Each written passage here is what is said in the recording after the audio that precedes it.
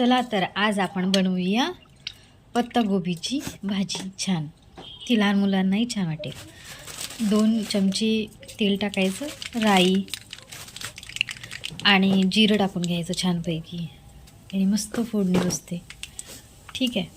त्यानंतर आपलं रोजच्याप्रमाणे थोडा कढीपत्ता टेस्टसाठी. लहान मुलांना छान वाटेल ही सगळी भाजी, कारण यात तिखट कमी आहे. त्यानंतर कांदा आणि मिरची टाकून घ्यायची. छान त्याला मिक्स करायचं. कांदा लाल होईपर्यंत परतून घ्यायचा छान मस्तपैकी. त्यानंतर त्यामध्ये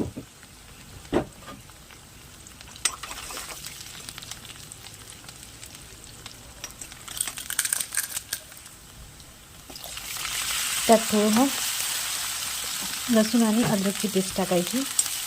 त्यालाही छान परतून घ्यायचं.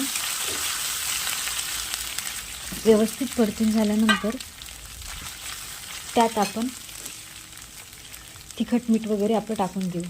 1 चम्मच हळद टाकली मी, 1-1.5 चम्मच वगैरे धनिया पावडर आणि मीठ टाकून घ्यायचं. यात मी टमाटर स्किप केलं आहे.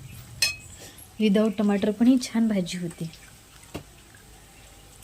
सुंदर. त्यानंतर त्याला परतून घेतल्यानंतर त्यात गोबी छान बारीक कट केलेली आपण अशी थोडी कडक हाताने पण करू शकतो. छान पत्तागोबी कट करून टाकायची, त्यात वॉश करून टाकायची बरं का.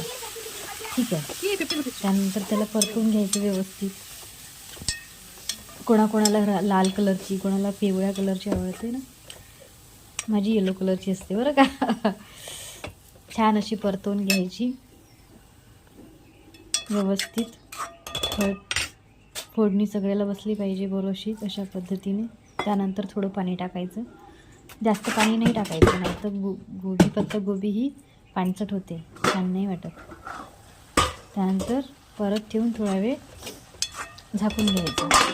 पुन्हा त्याला मिक्स करायचं आणि वाफ काढून घ्यायची. त्यानंतर पुन्हा परात ठेवायची आणि त्यानंतर आवडती आपली कोथिंबीर टाकून छान भाजी एकत्र करून घ्यायची.